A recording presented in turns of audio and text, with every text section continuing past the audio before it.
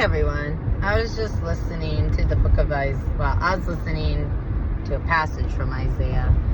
I like to go on YouTube and listen to just people reading the Bible. And one of the passages he read came from Isaiah chapter 61. And the verse 1 says, "The Spirit of the Sovereign Lord is upon me. For the Lord has anointed me to bring good news to the poor.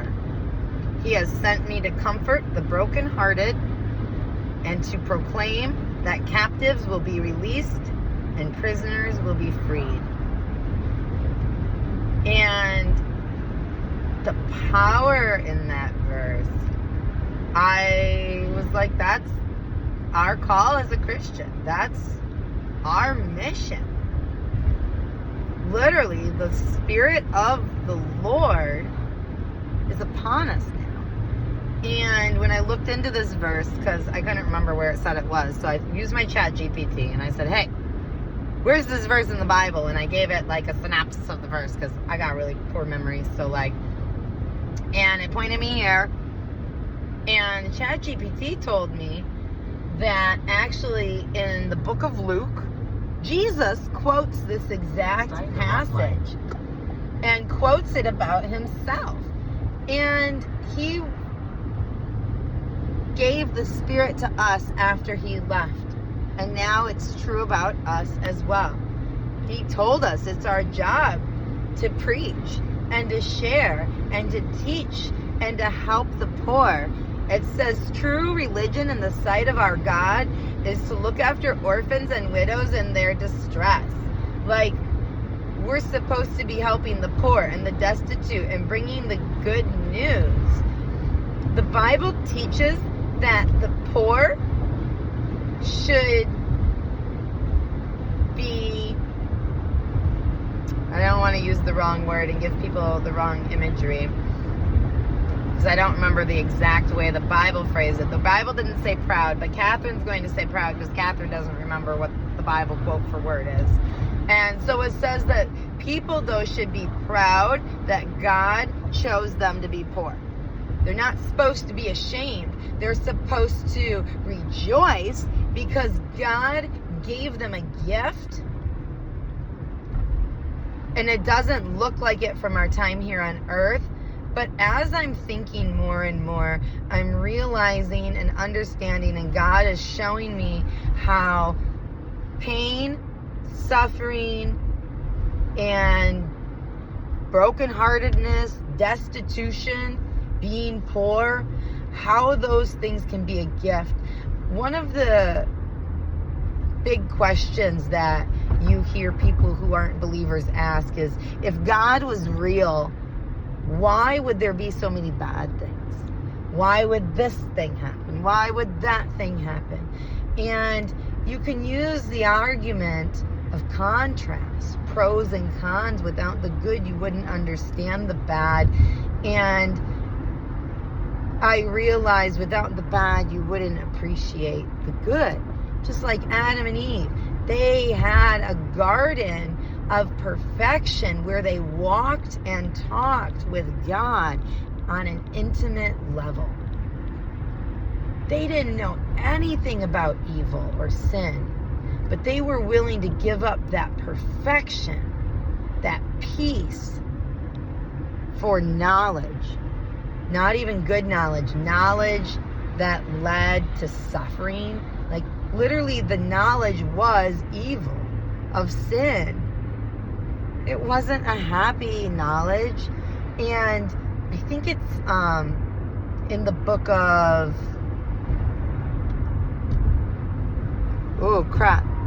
it was after Psalms, Proverbs, Song of Solomon, Ecclesiastes. I think it was in the book of Ecclesiastes, where King Solomon tells us, don't desire too much wisdom, for with more wisdom and understanding comes more suffering. And that is so true.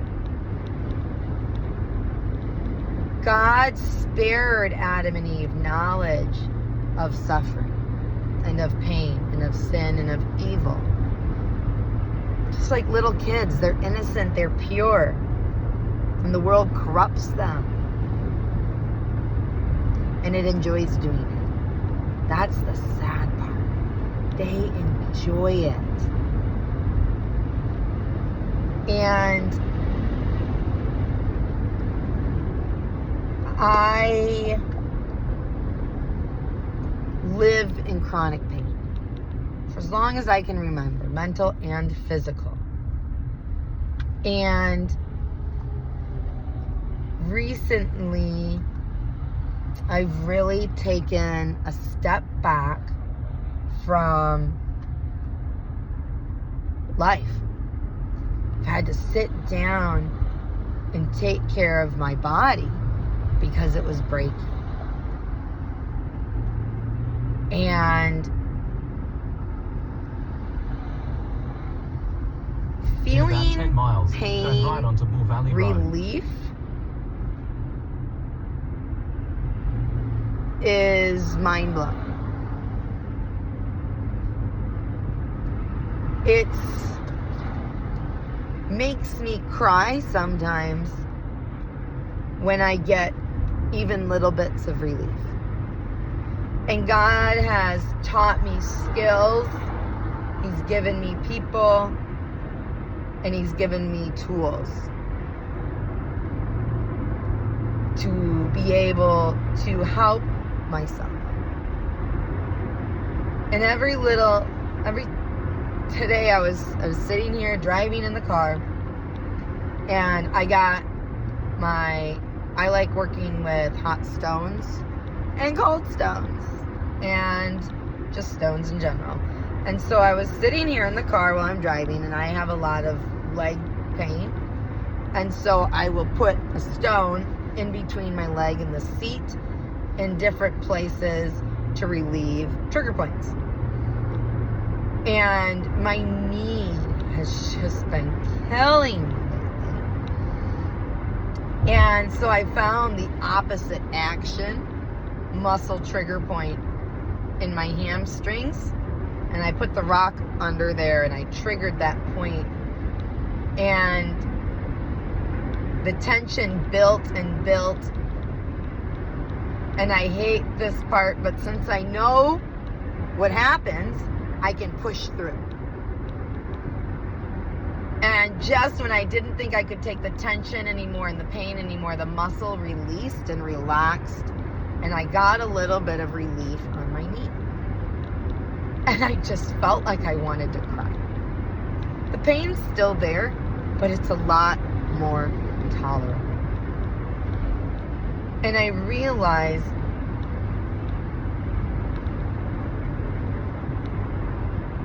people who don't, I also suffer from chronic migraines and headaches 24/7 since I've been 18.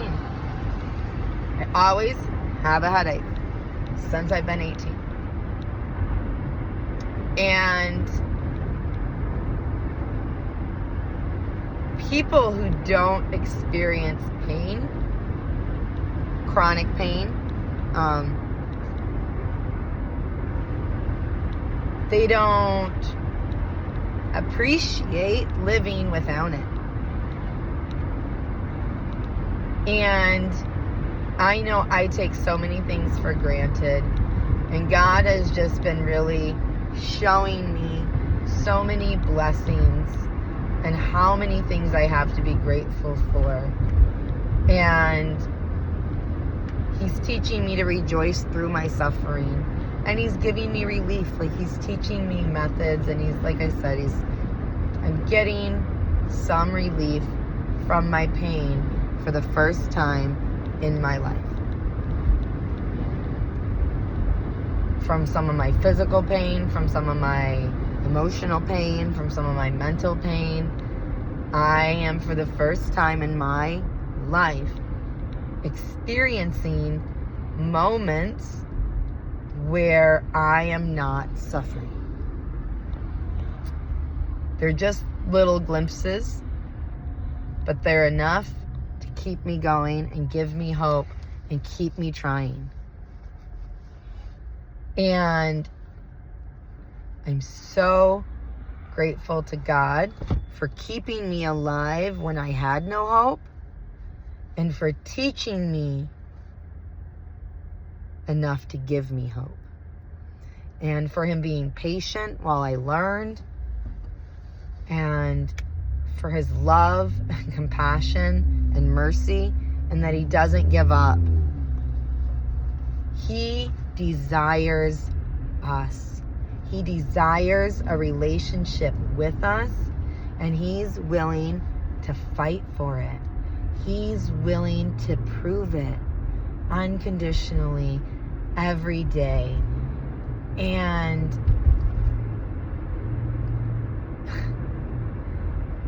it's amazing. It's amazing.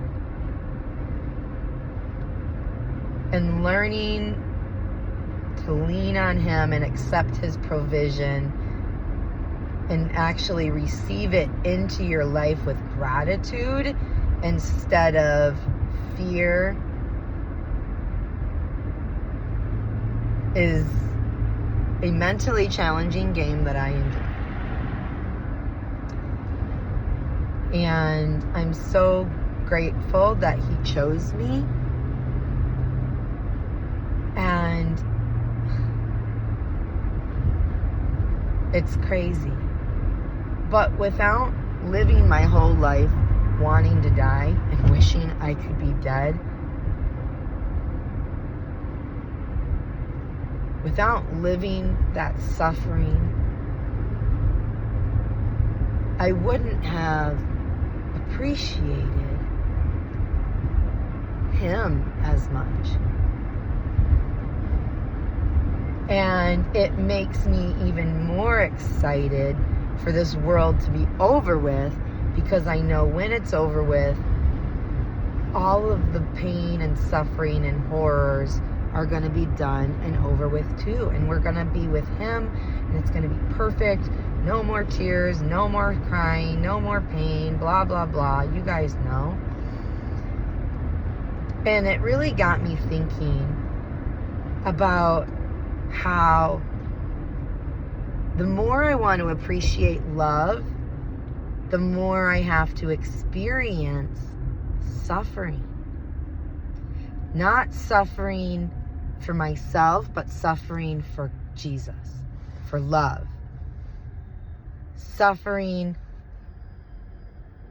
not to prove I'm selfless, but suffering to prove the truth.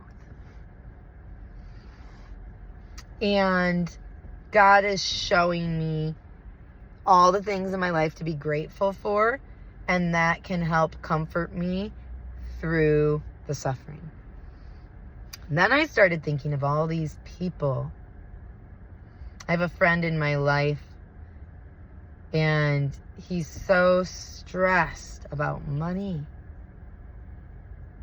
And he's got his eye on the prize, his eye on the goal. He wants security. He wants peace. He just wants to be able to provide.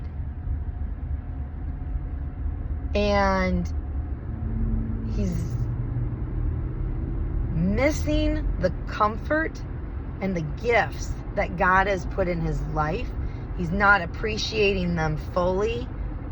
I don't even know how much he appreciates them, because he's got the blinders on where all he's seeing is his goal of perfection. And because perfection isn't here right now, he doesn't want comfort. He doesn't want help. He just wants to put his head down and get through to the end. And that's not what Jesus wants.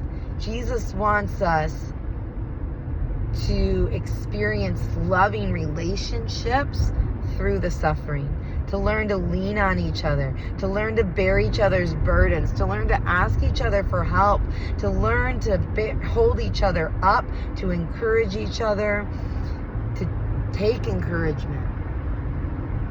He wants us to make the most out of every moment, not just the moments in the future when we get to perfection. Because in this world, we will never arrive at perfection. We will never get there. Perfection is on the other side of this life.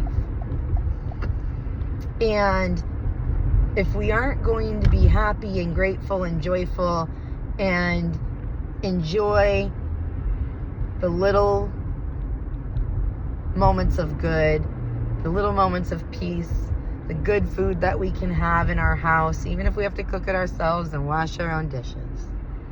Like, the friends around us who are willing to sit with us, listen to us, encourage us, comfort us mentally, emotionally, physically, whatever it is you need. Those are the point. The point of life is love, and the point of love is relationships.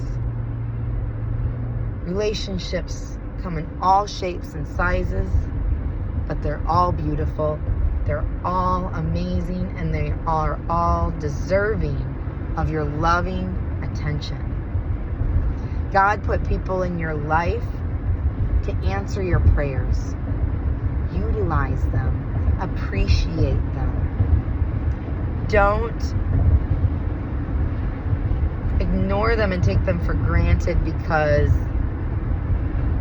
they aren't going to be there long term. That's okay. Friends come, friends go. Hopefully your friends are Christian and they're going to come back around again when you die. God put them there to help you right here, right now. Thank God for the help and try to learn to receive it and to be grateful. Receive it with gratitude. There we go. And lean on it like the scaffold it is to help you get stronger so that you can do the things that God wants you to do. But if you keep relying on your own strength and you don't use the people or the tools that God gives you, the enemy's lie will work. He will have you isolated, tired, and defeated. And when God brings you the opportunity, you're going to be so tired and so blind by having too narrow of a vision that you won't even see it. You won't recognize it. You won't receive it. And you'll miss out on some of the amazing gifts that God has for you. So let's use the Spirit of the Lord that He has given us, and let's teach each other with gentle, patient, loving kindness. Share the gospel. Share the good news. Share the love. I love you guys. He loves you more. Have a great day.